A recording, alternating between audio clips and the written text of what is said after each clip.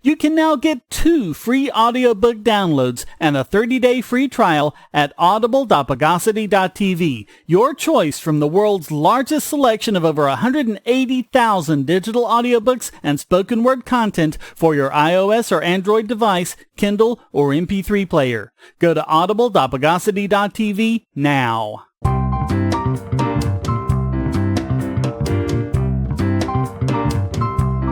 Welcome to the Bogosity podcast for the week of June 11th, 2017, the podcast that sells ham as building material.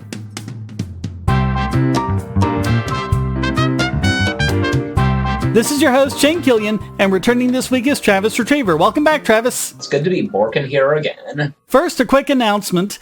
No podcast for the next 2 weeks because I'm going on vacation. Next week, I'll be gone. I'll be back the Wednesday after that, which won't give me enough time to prepare the podcast.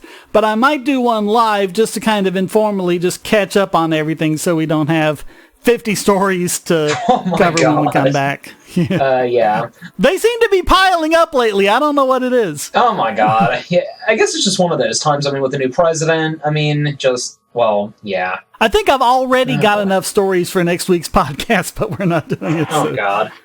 But yeah, Nick, I hope you have a good time and a relaxing time at your vacation. Thank you. Okay, let's asseverate the news of the bogus. So if you remember last week, we lambasted net neutrality advocates for trying to censor comments on the other side, saying that the anti-net neutrality comments were, of course, fake. Now, you might recall that I said that fake comments happen all the time, and I wouldn't be surprised if both sides had lots of fake comments. Well, guess what?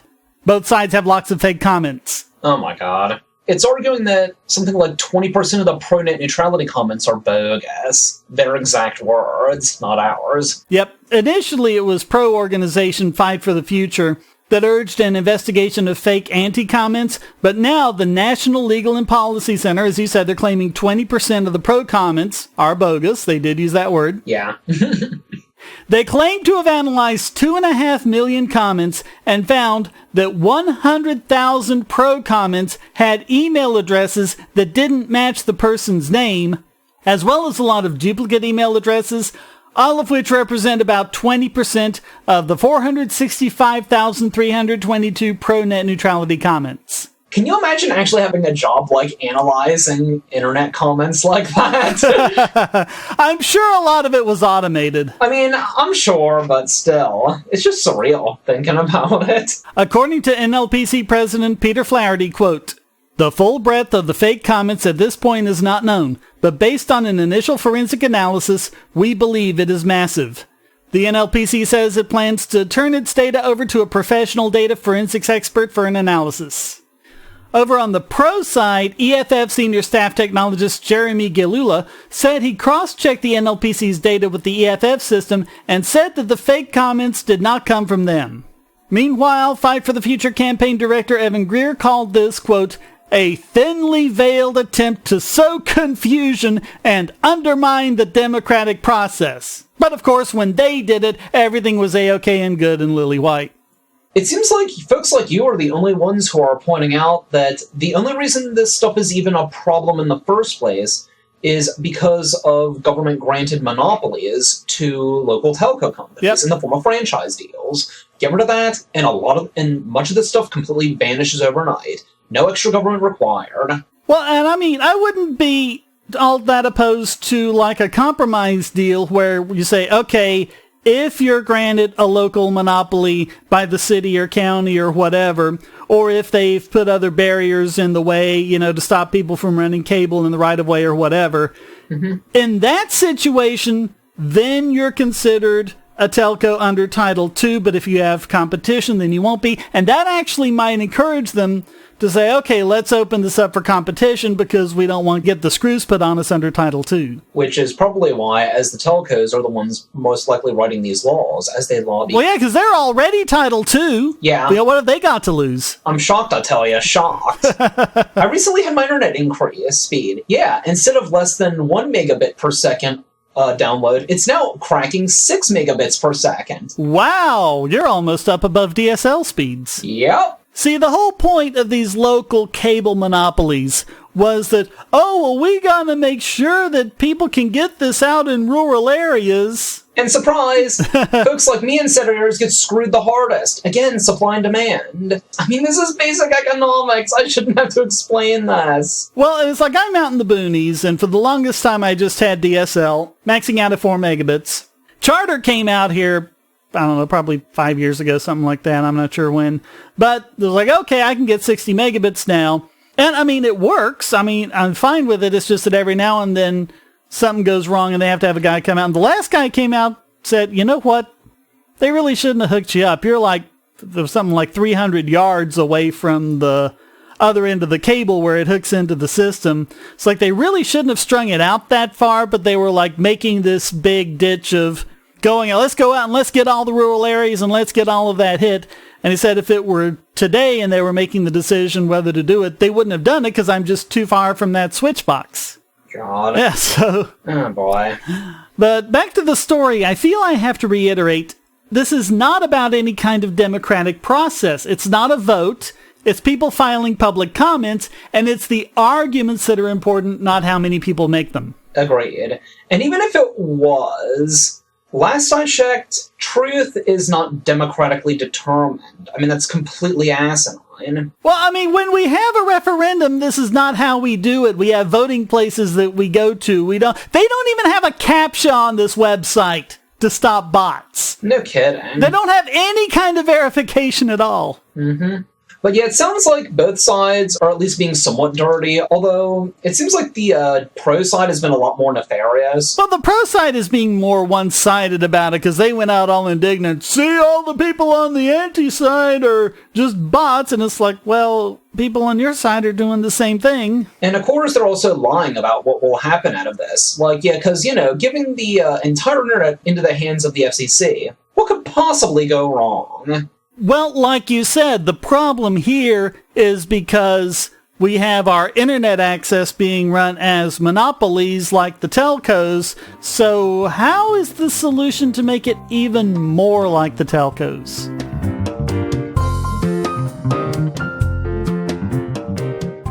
Say, if you're tired of the promos in this podcast, well, the patrons got it early and with no ads or promos. Just go to patreon.bogosity.tv and donate at any level. Do you have children or nieces or nephews? Are you homeschooling or just want to counter some of the socialist indoctrination most children get in school? If so, go to bogosity.tv/TuttleTwins and you'll be taken to a website where you can get some great books for elementary age children. The Tuttle Twins books are books about liberty and free market economics that include children's versions of Bastiat's The Law, Leonard Read's I, Pencil, and Hayek's The Road to Serfdom, as well as books about the Federal Reserve and how regulations protect business cronies. They'll learn about the harm caused by eminent domain, or regulations passed in the name of safety, and fundamental concepts of liberty. And as you can see from the sample pages on the website, they're all easy to read and nicely illustrated. They're just $9.99 a piece, or get a special discount as well as free bonuses when you purchase all 5. You can even buy in bulk to donate to schools and local libraries. So get the Tuttle Twins books at bogosity.tv/TuttleTwins. Now some bad news. Very bad news. This next story made my blood boil. An appellate court has upheld the life sentence of Silk Road founder Ross Ulbricht. Yeah. Now what's weird is they also attacked harsh sentences for drug crimes and even questioned the criminal prohibition of drug use and sales. Quote, "It is very possible that, at some future point, we will come to regard these policies as tragic mistakes and adopt less punitive and more effective methods of reducing the incidence and costs of drug use. At this point in our history, however, the democratically elected representatives of the people have opted for a policy of prohibition backed by severe punishment." So on the one hand, it's nice that judges are starting to come out and say this. On the other hand, they know it's bad, they know it's wrong, but they still upheld this ridiculous life sentence, even after Judge Gerald Lynch last year said that it, quote, "put an extraordinary thumb on the scale that shouldn't be there." Mm-hmm. It's like you've said before, and like I'll say as well, and will continue to repeat until it sinks into people's heads. Judges are nothing but politicians in fancy black robes. This is just yet another case that proves that. And I mean, what have you got here? You've got 2 federal agents who admitted to corruption and illegal searches and theft of thousands of dollars of Bitcoin, but, oh well, doesn't matter. I think it said hundreds of thousands of dollars of Bitcoin. Yeah, just to put that into perspective. Oh, and Bitcoin is like way up over 2,000 now, so we're talking, they got millions. Oh, last I checked, it was more like, it was just short of 3,000 now. Yeah. Yeah, so they're basically multimillionaires at this point. Oh, yeah. And of course they get off scot-free. Well, I think they're spending like a year in jail. Ah, yes, a bargain, slap on the wrist. 1 year in jail for tens of millions of dollars. Sign me up for that. Yeah, I'll take that. Totally worth it. All right, quote, Ulbricht still has not shown how the agent's corrupt behavior is exculpatory. The relevant question, on which none of Ulbricht's arguments casts any light or raises any doubt, is whether any particular item of evidence was tainted in some way by the misconduct of Bridges or Force. Nothing in the government's disclosures, and nothing that Ulbricht identifies in the record or has produced from any independent source, suggests that either Bridges or Force had such capacity. Capacity to what? Type things in a text editor? Because that's all they would have had to do. Indeed. Because that's what those logs are. They're text files. There's no verification. There's no digital signature. Oh my god. I'm reading that and listening to that, and it's like, am I listening to the script from a South Park episode? What the hell? And you've got someone logging in as Dread Pirate Roberts when Ulbricht was in custody and couldn't possibly have done it, proving beyond any doubt that the prosecution story that Ulbricht was the one and only DPR is false, but the fact that the jury didn't get to hear that, meh. Yeah. And guess what? They even based their decision on Ulbricht supposedly hiring assassins, something he wasn't even charged with. Quote, in light of the overwhelming evidence discussed below that Ulbricht was prepared, like other drug kingpins, to protect his profits by paying large sums of money to have individuals who threatened his enterprise murdered, it would be plainly wrong to conclude that he was sentenced for accidental deaths that the district court discussed only in passing an imposing sentence. And the accidental deaths in questions were the ones he was charged with for people who died overdosing on drugs they supposedly got from Silk Road and absolutely couldn't have gotten from anywhere else. Because, you know, other black markets still are totally not a thing, am I right? Right, yeah. I thought, according to GovCo's own laws and precedents, that the site owners are not liable for what users on there do. Well, they're really getting away from that, and we've covered that in several stories. It basically doesn't apply at all in copyright cases anymore, and we've got more to say about that later. Oh, God. Yeah, we'll get to that. Stay tuned, folks. But even after all that, they said they still wouldn't have sentenced him that harshly, but upheld it anyway. Quote, courts have the power to condemn a young man to die in prison, and judges must exercise that power only in a small number of cases after the deepest thought and reflection. Although we might not have imposed the same sentence ourselves in the first instance, on the facts of this case, a life sentence was within the range of permissible decisions that the district court could have reached. Their justification, flimsy as it might be, to try and charge Russ, who, as far as I'm concerned, did nothing wrong, was to simply say, yes, but it'll send a message. Oh, God. Which might present a compelling argument if it wasn't for the fact that it didn't. Yeah. Silk Road and other stuff, it's booming as people heard news of this and went into it and became not just buyers but also businessmen in it. Well, and that's not what the courts are for. They're to punish offenders, not to try and send a message to new people who might disobey the law sometime in the future. So basically the same thing that they've been doing with those massive copyright claims of over $1 million for sharing like a few songs online. Oh, yeah. I wish these people would take their message, stick them in bottles, and throw them into the sea. Then we'd all be better off for it. I can think of at least 2 places where they could stick them that'd be even better, but I'm not going to go there. This was a 3-judge appellate panel, so it wasn't the full Second Circuit, so perhaps he'll have the right to appeal to the full circuit, and maybe even from there to the Supreme Court. Hopefully somewhere along the way is a panel of judges who aren't either hopeless law worshippers or even fully corrupt themselves the way Judge Forrest is. Yeah.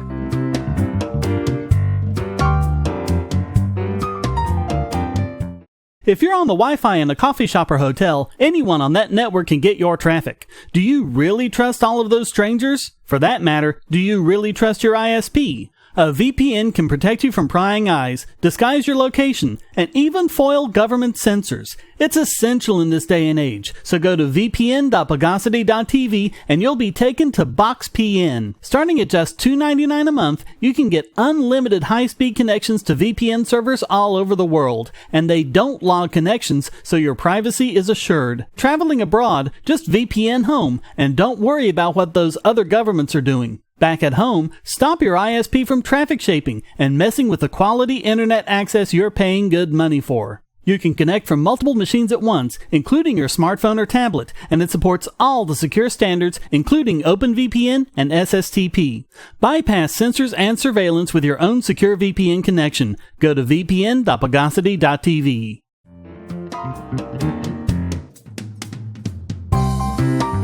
Frequent listeners might have noticed that we don't like bandwagoning on this show. We're actually a bit less likely to cover the things everyone else is talking about, especially when we feel we have nothing new to add, like the recent terror attacks in London and Manchester. But there is an interesting bit of news because we're hearing, and I mean, I even hear this from YouTubers I respect, like Bering and Sargon of Akkad. It's like, see, Muslims are all about this violence, and it's a religion of violence, and try to find Muslims actually acting against it. We even have a hashtag like, yes, all Muslims. Yeah.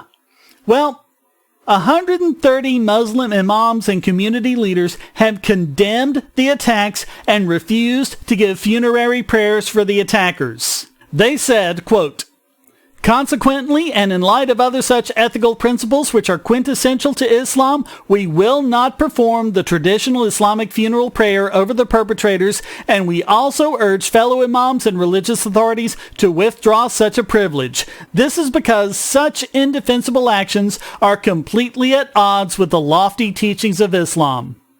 And the chairman of the East London Mosque and London Muslim Center, Mohammed Habibur Rahman, it'd be really great to have Ibrahim here to pronounce that for us, said, quote, "Once again, we come together to stand united against those who try to divide us. The cold-blooded murder of innocent people in London on Saturday evening will not succeed in driving us apart. I have a clear message to those who perpetuate terrorism. You are against the very core teaching of Islam and of our Prophet Muhammad, peace be upon him.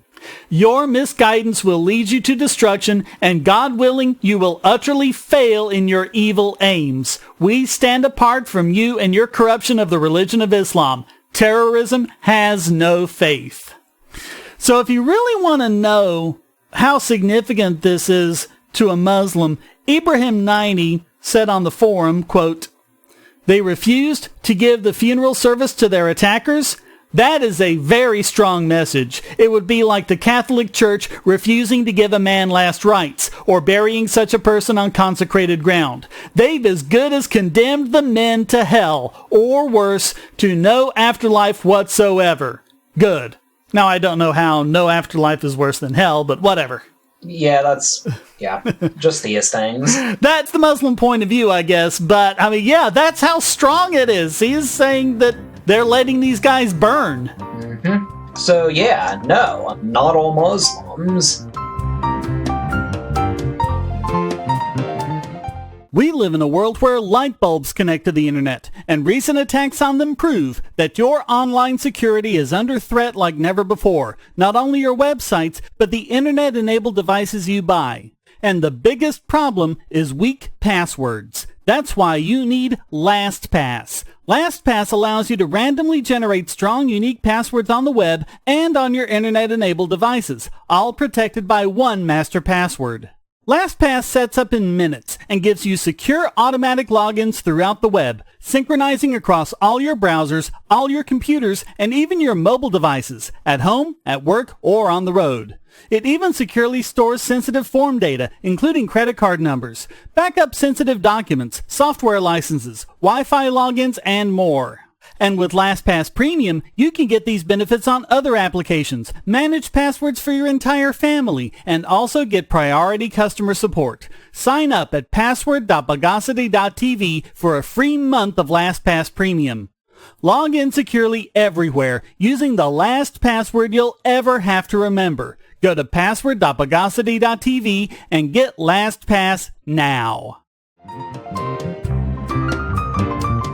And now it's time to circumambulate around this week's biggest Bogon emitter. And this week we go back to anti-vaxxers as we give it to Dr. Sherri Tenpenny.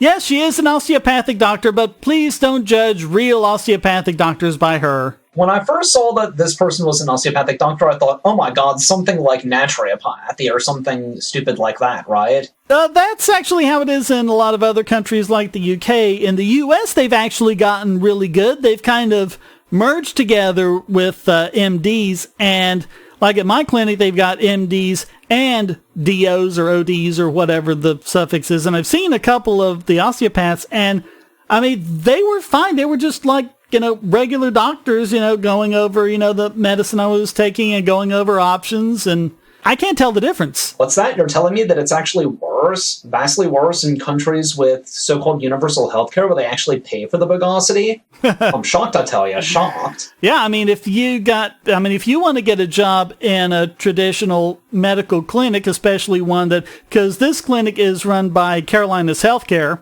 they really care about the quality of doctors. They've got their reputation to think of, and so, they're not going to hire quacks. Good. But yeah, also hereby proving that just because someone has the proper credentials does not mean they are infallible. Absolutely. Dr. Oz, anybody? Or Russell Blaylock, I think he's actually an MD. Oh my god. So there's an article she posted from greenmedinfo.com, and I think this is rapidly becoming a reliable indicator. If green is in the URL, it's probably a site you don't want to pay attention to. Or natural for natural news. Or natural, yeah. Instant red flag, no pun intended. Yeah. But it's called Study Calls into Question Primary Justification for Vaccines. Spoiler alert, no it doesn't. The article says, quote, newly published research has revealed that in some cases, no antibodies are required for immunity against some viruses.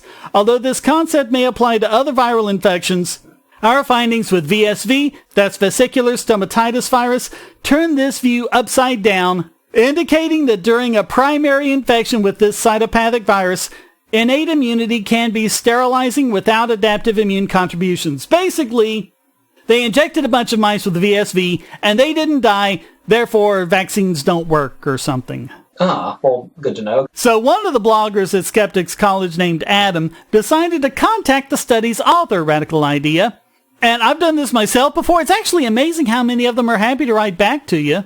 So here's what the study's author, Ulrich H. von Andrian, MD, said, quote, the online article you referenced below misrepresents our paper. Our work in no way calls into question the utility of vaccines, which in my personal view are among the most impactful and cost-effective accomplishments of modern medicine.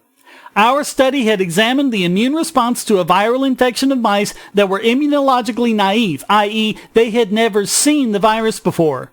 The animals were able to survive the infection and clear the virus without requiring T or B cells. This per se is not a huge surprise. There are countless invertebrate species that don't have T or B cells and survive infections every day. Our observation merely suggests that at least in some settings, mammals can do the same. A key point is that although the mice in our study were able to deal with the infection, they did get infected, i.e. they got sick, so to speak. The purpose of vaccines is to prevent infections from occurring in the first place. Had we vaccinated our mice prior to using the virus, the infection would never have occurred, even if we exposed the animals to a lethal dose of the pathogen. So, let's take polio as an example. What the anti-vaxxers in the above article are essentially polling is saying, see, these people are permanently disfigured for life because they got polio, but they were still able to fight it off. Ergo, we don't need vaccines. Well, some people survived polio fine. Some people survived smallpox fine. Some people survived the Black Death fine. And this might go some way towards explaining it, but that doesn't change the fact that the overwhelming number of people who get these infections die or have permanent debilitating disfigurements. I mean, measles and mumps, these are not harmless childhood ailments. My mother knew people when she was growing up who got measles and mumps, and they got deaf for life. Some of them got crippled for life. Some of them got brain damage for life. Whenever I hear measles or mumps, I'm reminded of this episode on this old show by Maurice Sendak called Little Bear, how Emily, little girl protagonist, ended up getting, I think it was either mumps or measles. I want to say mumps, and it was mumps. I saw that one. That's horrible. Yeah. That is evil. That is outright evil. Basically, it portrayed her as essentially having a cold, but with bumps in her mouth. I mean, that was pretty much it, and I'm like, oh, okay, so harmless childhood disease. Yeah, it's not the bumps on your mouth that are a problem, it's the bumps on your brain. Yeah.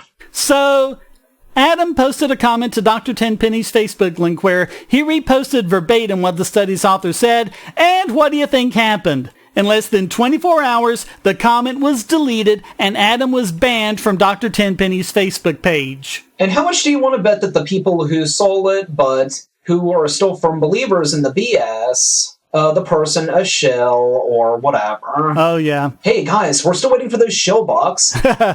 Yeah, here's what Adam says, quote, "More comical was that some people still defended the article as if they somehow knew better than the study's authors. Others accused me of making up the story and showing their inconsistent logic in the process. This is an example of confirmation bias in which an individual favors a source of information that agrees with their own belief, and they discredit other sources that go against their belief. If a third party wanted to know the truth, it is possible to get the truth directly from the study's authors. This exercise serves to highlight the unreliability of the information peddled by Sherri Tenpenny. This is a prime example of why skepticism is so important. Without it, claims are taken at face value and beliefs are formed based on inaccurate information." Well, I guess beliefs are always based on inaccurate information to some degree, but I mean, at least you can be cognizant about that and be open to correction. Considering that there was nothing stopping folks like Tenpenny and her horde of followers from doing this themselves and asking the study's author, the refusal to do so at this point comes off as blatant belief in belief. Yep. And if they instead try to say, yeah, but what if he's a paid shill? It's like, then why were you positing his study's results in the first place as agreeing with you? And that's the thing about people like that. You know, Sherri Tenpenny, Joseph Mercola, Mike Adams, Russell Blaylock, they all exist in an echo chamber, and that's by design. They need to keep all of this extra information out. Yeah. So for well and truly enforcing the echo chamber, even from a response from the author of the study she was relying on, Dr. Sherri Tenpenny deservedly gets named this week's biggest Bogon emitter.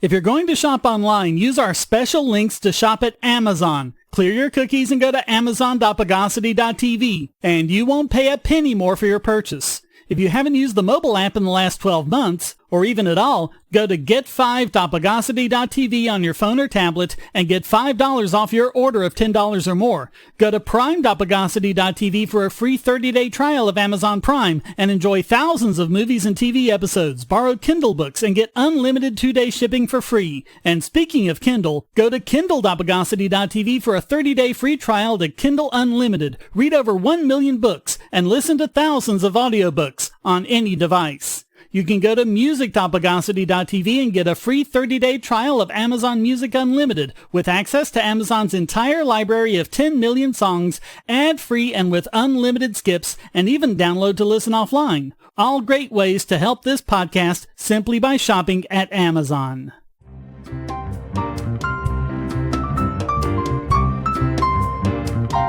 And now let's put a lean on this week's Idiot Extraordinaire. And we we have to give it to the EU again, this time for more stupid copyright law. MEP Pascal Aramont is trying to do an end run around the parliamentary process to get some pretty strict geo-blocking regulations added. Lovely. Ironically, this is done through the Internal Market and Consumer Protection Committee, which is supposed to protect consumers, but if this gets passed, it'll do the exact opposite. I'm shocked, I tell you. Shocked. Yeah, that's never happened before. Basically, if you have a website that allows any kind of user feedback, you'll have the screws put on you, even if you're not located in Europe. They basically want the entire internet to be a giant safe space for big media cartels. But this somehow protects the little guy that they're putting the screws on because rimbly, grimbly, bim, and timely, wimely, wobbly stuff. Exactly. He wants to expand content filtering to anything that facilitates the availability of pirated content, which could be as simple as the ability to post a link. The Court of Justice of the European Union has already determined that simply linking to a place where infringing content can be obtained is itself considered copyright infringement. So, literally just linking to YouTube at this point, even an otherwise harmless video that's been flagged by their automation system, which could be completely bogus, even if, as that has happened to people who have made completely original content, could basically end you up in court in Europe because potato. The EU is striking us less like any government of we the people TM, and more a goddamn organized crime mob. The bit they pulled with Apple in Ireland rings clear to that, and now this. The Court of Justice did rule, however, that monitoring the activities of users constitutes a violation of their fundamental rights, but Aramont is trying to do an end around that by redefining it as not being general monitoring, even though that's exactly what it is. So basically treating all people on the internet as would-be criminals. So much for due process and rule of law, am I right? And in fact, he also wants the EU to adopt, I kid you not, a link tax. This is a requirement that you pay in order to be able to link to a media publisher. Oh my God. And this is what we've seen before from news agencies whining that Google is profiting from their news, even though Google is the major driver of traffic to those news agencies. So basically, getting one dip isn't enough. They want a double dip.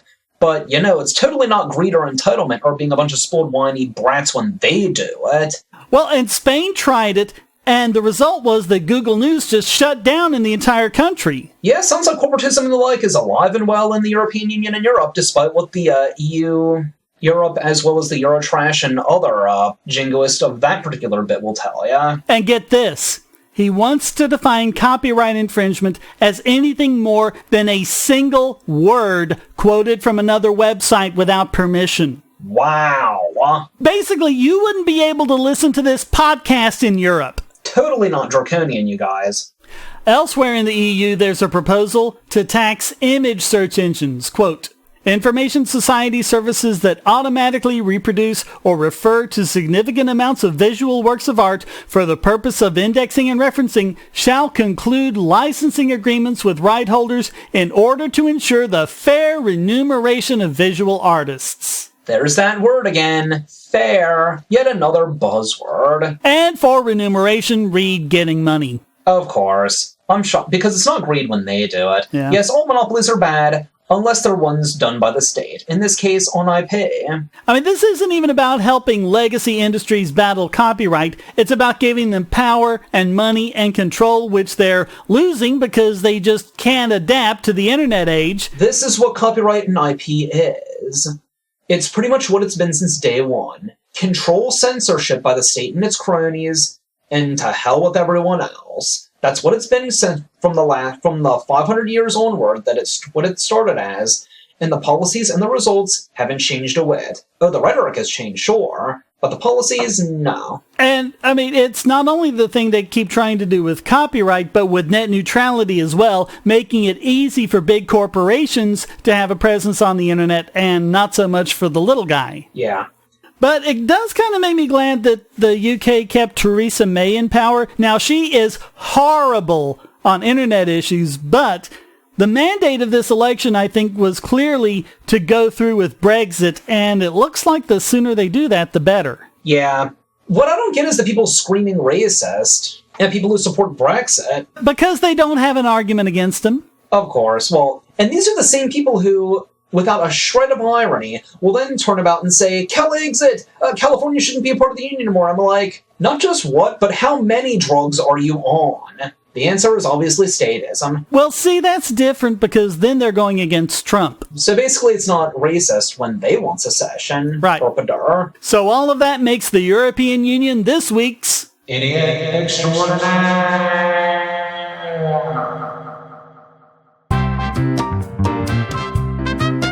Well, that wraps up this Did You See That Ludicrous Display Last Night edition of the Bogosity podcast. Come join the discussion at forum.bogosity.tv and feel free to send a question, statement, news article, or rant in text or audio to podcast@bogosity.tv. This podcast depends on you to keep going, so please donate using the links on the website or the QR codes in the thumbnail, or become a patron at patreon.bogosity.tv and get the podcast and YouTube videos early and without ads or promos.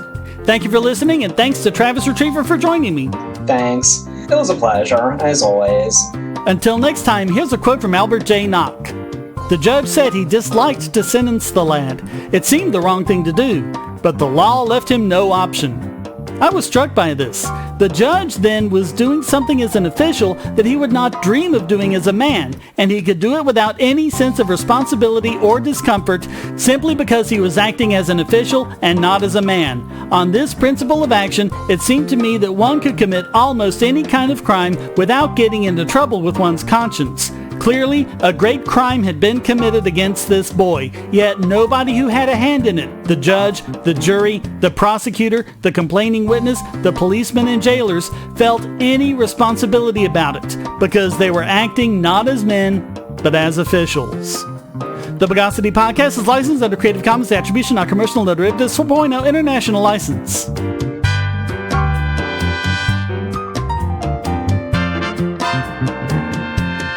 Bogosity.